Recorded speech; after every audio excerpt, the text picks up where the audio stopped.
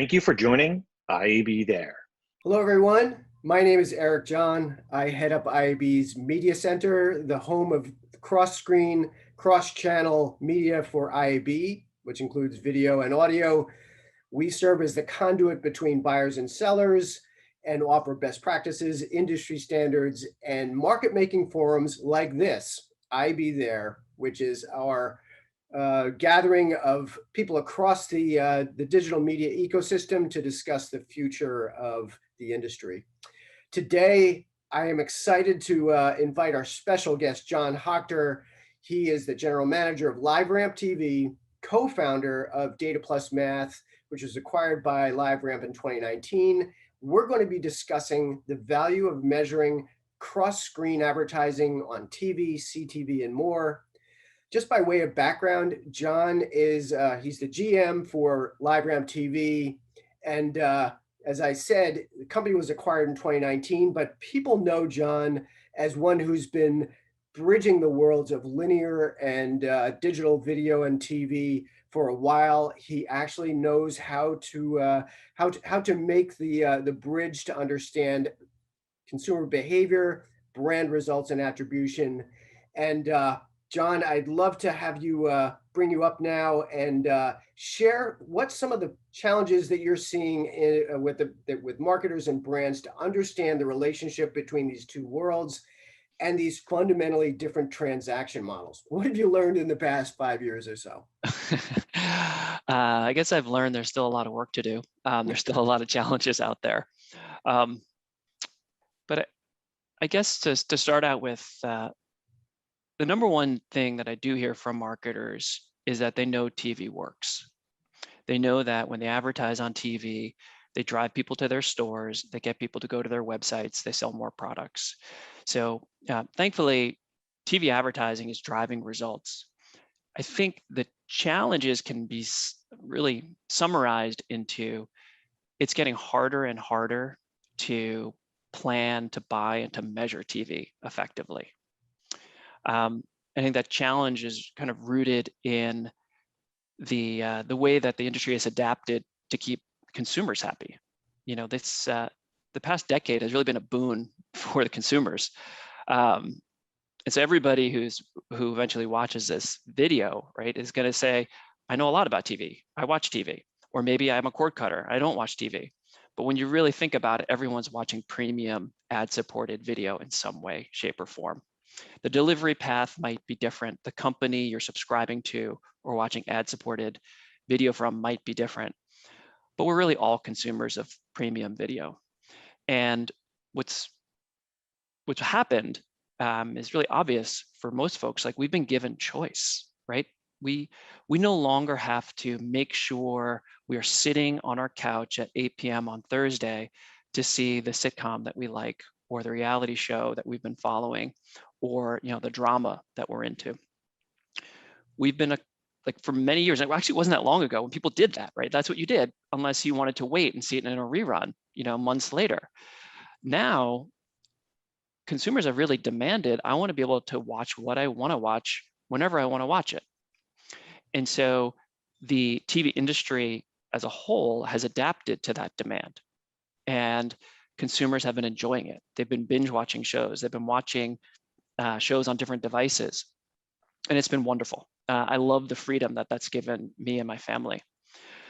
I think one of the interesting things, though, that has happened, and this is something that I think a lot of folks might have gotten wrong, including myself a few years ago, is that a lot of that viewing is still happening on a TV set.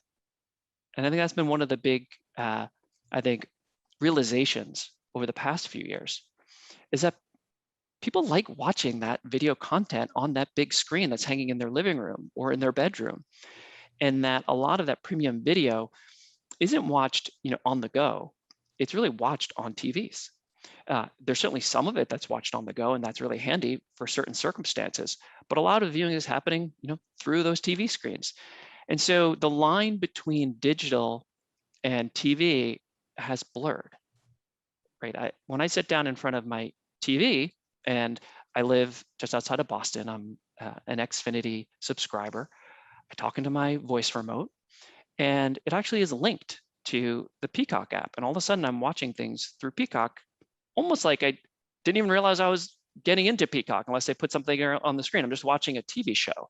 Or, I feel like every week I'm hearing about new partnerships that they're doing to integrate those two worlds. So like as a consumer, I really don't care how it got to my TV screen. I just want to watch what I want to watch when I want to watch it. So it's been really fantastic that this has been made available to us. But when you think about it so that's like the consumer perspective. Let me summarize that consumer perspective. Think of it from the programmer perspective. If you're a programmer, traditionally, it's almost like you had a distributor model, right? You didn't have a relationship with the end consumer. Your programming was sold to John Hochter through Comcast.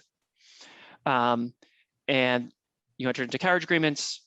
They got me to sign up for a subscription. And then of course you also sold ads against those impressions that were delivered through those subscriptions. And your revenue maybe was 60% subscription, 40% advertising, maybe it was even 50-50 depending upon the network. But if you think about it today for the programmers, what's gotten really confusing is they've all now, by and large, they've entered into the direct-to-consumer marketplace, right? Yeah. So, yeah. So now it was very similar to like for years, CPG was sold through the retailers only, and the CPG guys didn't really have a lot of direct consumer data. The retailers had a lot of consumer data because they were their customers in their stores, but it was hard for the CPG to know the end customer that well because of the layer. Programmers are in the same boat when you think about it. Like their programming was sold through the cable operators. Now they're living in multiple universes, right? They've got that subscription revenue, which is super important to their business. It supports a large portion of their advertising as well. But now they have direct-to-consumer offerings, which there's some subscription revenue that comes directly to them through that. There's also advertising that they're selling against those services. So it's become really confusing for them. And then for marketers, to go back to your original question, they need to figure it all out. And it's not easy. The world of buying, adults 18 to 49 or men 25 to 54, or women 25 to 54, like that world is really broken. Consumers are out there watching content, and they're watching through these different streams, and you need to understand what homes are being exposed to what, when, how many times have they been exposed, where did they see your ad, what version of the ad did they see, and you're buying it in different places from different companies, and it's being distributed differently, and there's different data sets to measure it, and at the end of the day, you just want to know what's working. So it's gotten very, very complicated.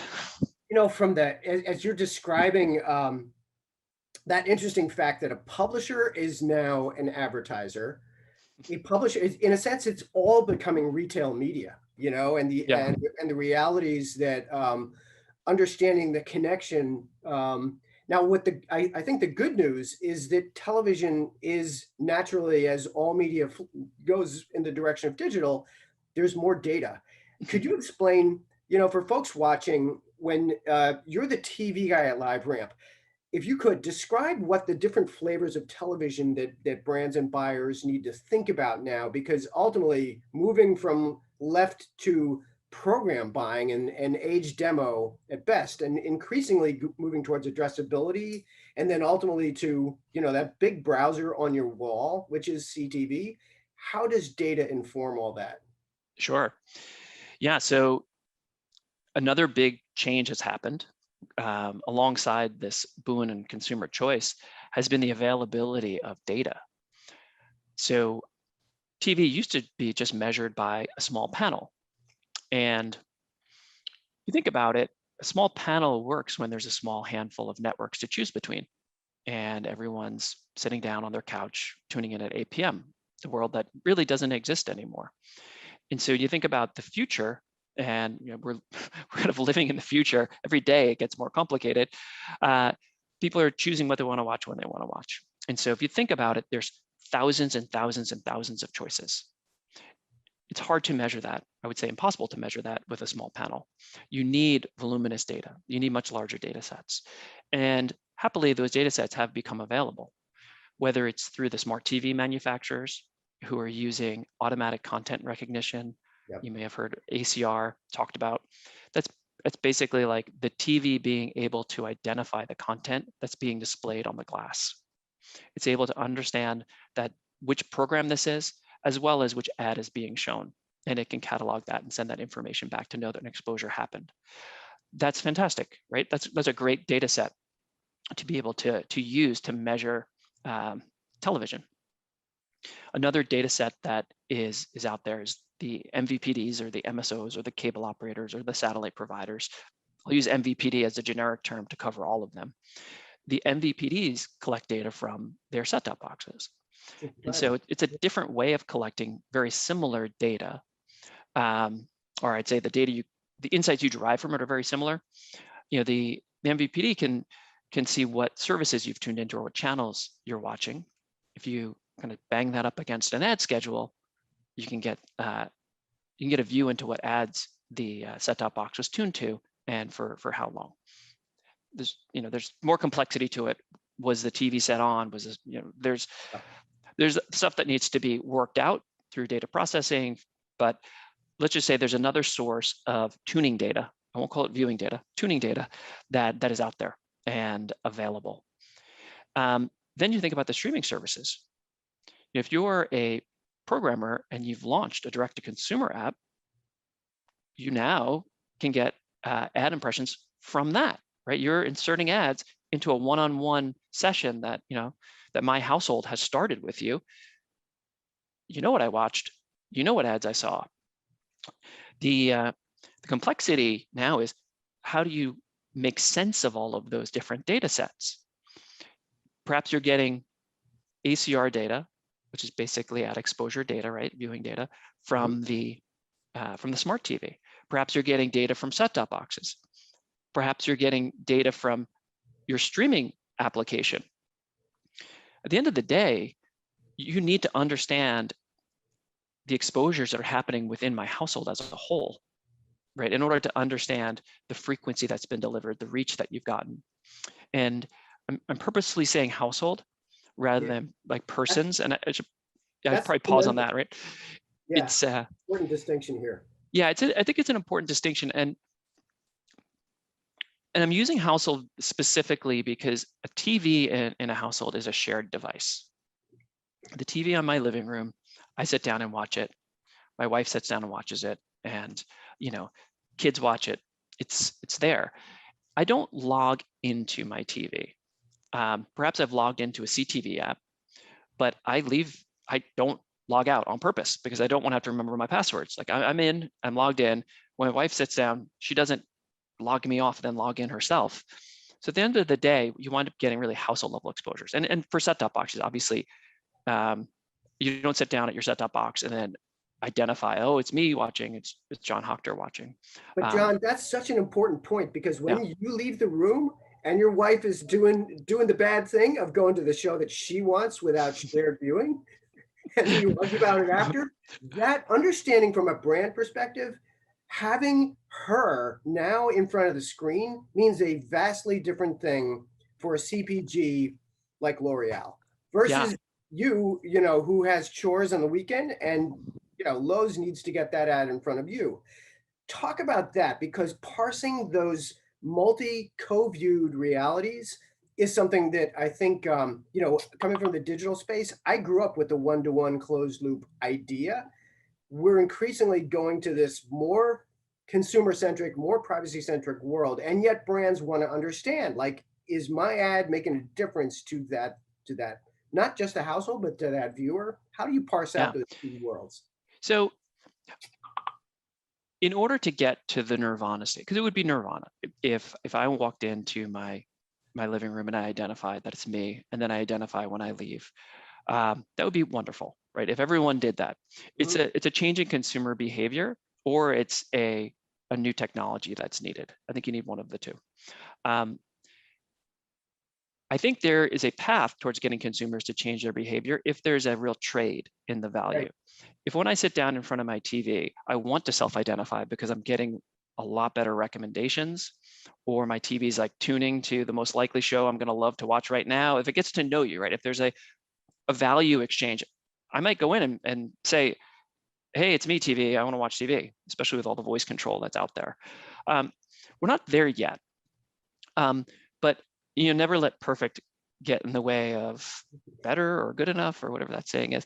Getting it done. Yes. Yeah, getting it done. So if you run algorithms against data that's at the household level, and whether I was exposed to the ad or my wife was exposed to ad, one of us went to Lowe's. Maybe she sent me to Lowe's, actually. Maybe she saw the ad and sent me to Lowe's. Or maybe she's buying the lawnmower. Exactly. Maybe she's buying the lawnmower. So at the end of the day, you can still look at the improvement in outcomes versus a household. And getting to the person would be better. And I would never argue against that. It would be a much better data set. You'd understand the frequency to the person rather than to the household.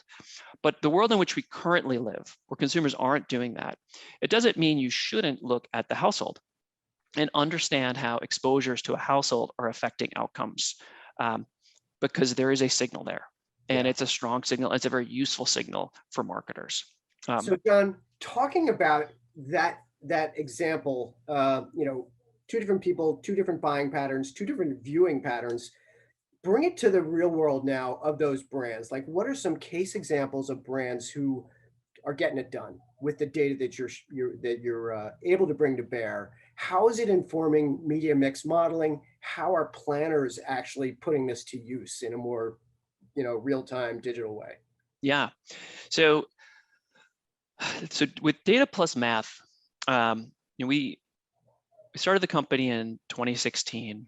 So not that long ago. I would say when we showed up, we had this idea that TV wasn't getting its proper credit, and that some of the large digital players or walled gardens were almost grabbing too much credit. And I think marketers inherently agreed with that. Like, they felt like something like TV wasn't just doing brand building. Like, TV is phenomenal at brand building. Everyone knows that. The digital giants are some of the biggest TV advertisers out there. You look at the spend of, the Googles or the Apples or the Facebooks or Amazon. They've got their tune in also. They advertise on TV a lot because TV works. They're not doing it to be nice to the companies that compete for media dollars. They're doing it because it works. It drives people to use their products and services.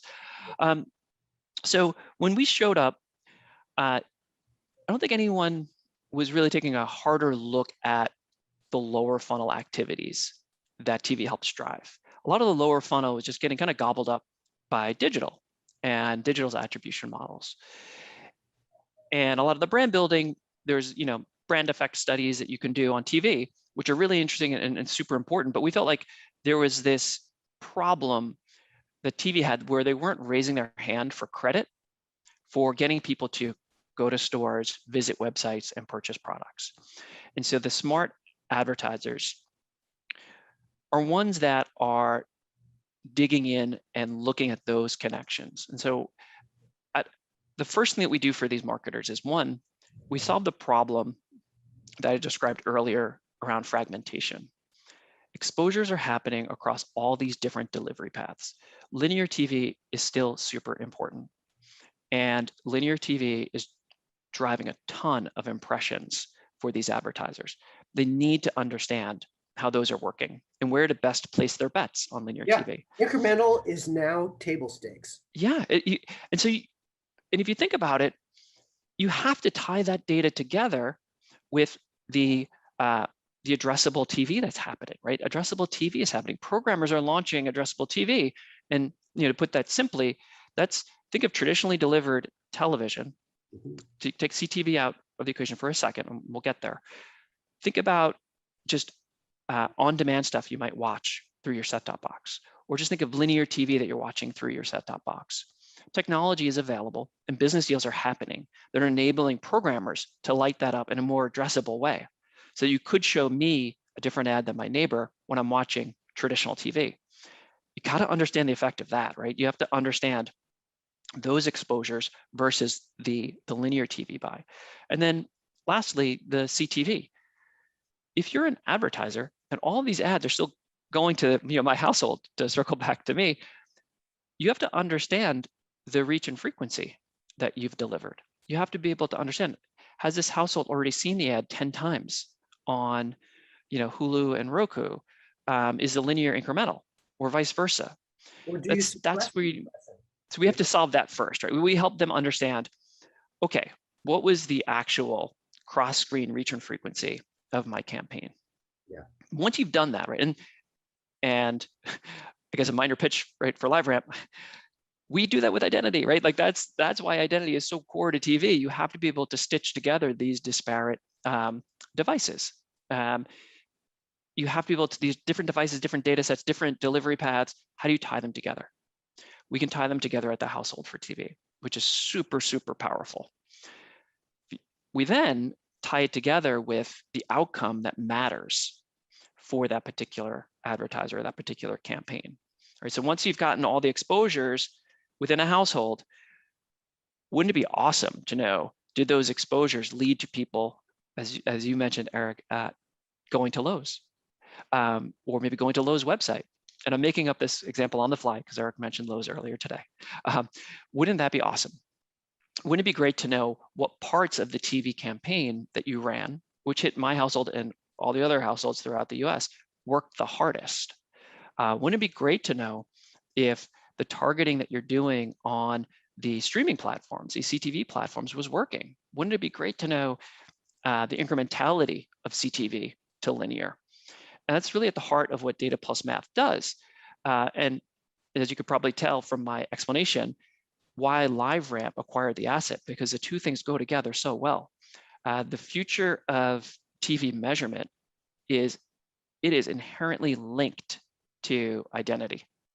Yeah, anyone that doesn't think that's the reality, you can see what's playing out now in other platforms, mobile web, mobile in-app. And so in a sense, someone once said that the television is the original walled garden, but they need an easy button. So I think, in a sense, as you're painting the picture of what's possible through data, through identity and identifiers, managed in the right way, managed ultimately both on behalf of the consumer and their choices, but also on behalf of the brands. There's a layer there that we didn't talk about, which is the role of the clean room, the role of identity resolution. Talk about that for a second, then I want to bring it home after that. Yeah, of course. So there's media companies now who are building up really interesting first-party data assets. As I mentioned earlier, like programmers, they've got interesting first-party data. They didn't used to just a few years ago before they launched their D2C apps. They're developing these really interesting, important consumer relationships. And some of them are large media companies, and they've got other relationships with consumers. They may have owned other assets where they have other consumer data. All of this is really interesting when you think about how they can provide their consumers better choices, better experiences, better advertising. But they need to do it in a way that's very respectful of the consumer's privacy and what the consumers really signed up for. At LiveRamp, we have our Safe Haven product, which helps to facilitate media companies leveraging that data in privacy compliant ways under strict rules so that they can work with, let's say, a marketer who also has really interesting first-party data about their consumers. The marketer wants to leverage that to put their ads in front of the right people at the right time. If you think about those two data sets working together under the right rules, whether the data moves or not, all of those things are super important. You need a technology in between to make sure those rules are enforced and that data is being used the way it should be, and that the insights are at the granularity that both sides have allowed for. And that's really the role of that clean room or the safe haven environment. And all of that, right, has to be wrapped in identity so that no PII is leaking to the other side. It's a it's massively important right now. Those conversations could not be any hotter. I'm sure you've seen LiveRamp is working with a number of large retailers, doing a lot in CPG. You can imagine those two worlds coming together. The stuff we're doing on TV, the stuff we're doing with these retailers to really power interesting decision making for both sides about where to spend their next marketing dollar. Yeah, it looks like if anything can be projected as what we'll see in the future, it's probably that we're going to have multiple approaches of identity and identifiers, and that therefore the question becomes interoperability. And oh, definitely a brand, ultimately the brand and the consumer, right? This is their data. How are you? How do you see the attribution model? It probably makes for a lot more complexity for your day-to-day, just knowing that you, in a sense, have to be Switzerland to support. Yeah, so we have to really adapt, but we've had to do that since day one. When we started, we knew that we would never get all the exposure data. Right? You're never going to get all the exposure data. There's always going to be a walled garden, whether it's a social platform or just a digital platform or a search platform. There's going to be some company somewhere that doesn't want to share its exposure data with an attribution platform. You'll never get everyone to say yes. And you'll even bump into that in TV. There's TV walled gardens that are out there, and maybe more will be built. As big media companies get more of a consumer relationship, maybe some of them decide they're better off not letting others measure them, maybe, right? And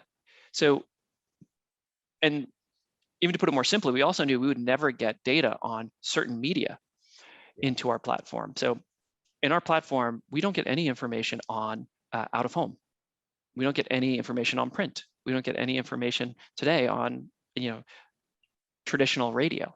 The streaming stuff, yes, but there's things that we can't measure, and we know that.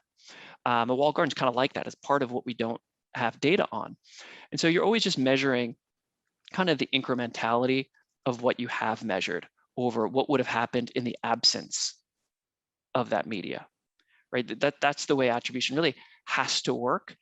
Otherwise, you'll be waiting and waiting and waiting to get everyone to sign up, and you'll never launch, and the marketer will never get any insights. It's based on the premise that you have to make an assumption at some point that people are going to be exposed to those it's kind of in the same general way across the board, so you can almost like cancel them out.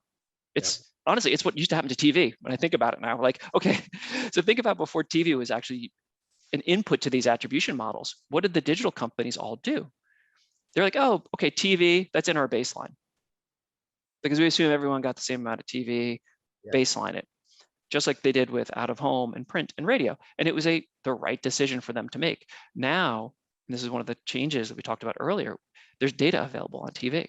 So TV is almost like emerged out of the baseline and became a measurable media. Right. And that's super important. And now it's more accurate, and you can get granular. You can understand what parts of TV are working, not just that it's doing something and it's in the baseline. We know it's doing something. What parts of it are working? Well, the good news is I think we've learned some things, and the big lesson from digital: don't go down the rabbit hole of a click and assume that it doesn't. Wrong. If they don't click, it doesn't mean that was the only thing that happened. So I think that's the good news of the role of and the future of television. It has always been an amazing storytelling platform, and that is not going away. It's just how we're watching it is changing. Let me ask you to help us bring it home, because I think this is what's been incredible for everyone living in the media space is over the past 12 months, we've seen, we saw brands pause, we see the economy pause, and we've been referring to this here at IAB in terms of the Great Reset. Let me ask you, when you think of the Great Reset, in the context of LiveRamp and your business, with Data Plus Math, and then John Hochter's life, what does the Great Reset look like for you? Yeah, so it was interesting. I guess about a year ago, Data Plus Math, LiveRamp's TV measurement platform, we were gearing up for the upfronts. And the hot topic in the upfronts was actually doing outcome-based guarantees, working with these big programming families to actually do deals based upon measuring outcomes rather than just rating points. Like, are you driving more people to my stores? Are you driving more people to my website? And it was this big rush to the upfronts, tooling up these programmers. And then, as you can imagine, things change very quickly. All of a sudden, we're in quarantine and lockdown, and the upfronts aren't happening, and they get drawn out over several months, and it was different. So I was interested to see what would happen now that we're kind of coming out of this quarantine period. And it turns out outcome guarantees are a super hot topic again. So it was almost like somebody hit the pause button on the remote control, right? Paused it. We dealt with this quarantine issue. And then when they unpaused it, it went right back. So I think we're going to tune in now to our regularly scheduled programming. We're going to get back to it. We're going to be supporting these programmers with their outcome-based guarantees. The other thing that has happened during that pause is the CTV growth has been tremendous. CTV was really important before quarantine. It's even more important now. And over the course of the past year alone, just the announcements we've seen from the programming networks around their own services, that is a super hot topic, because they're selling ads across both worlds, and they need to make sense of it. They need to help their marketers make sense of it. And at the end of the day, they want to have a fantastic consumer experience. So it's very busy times. Well, I want to thank you, John, and thank you everybody for joining us for this segment of IAB There.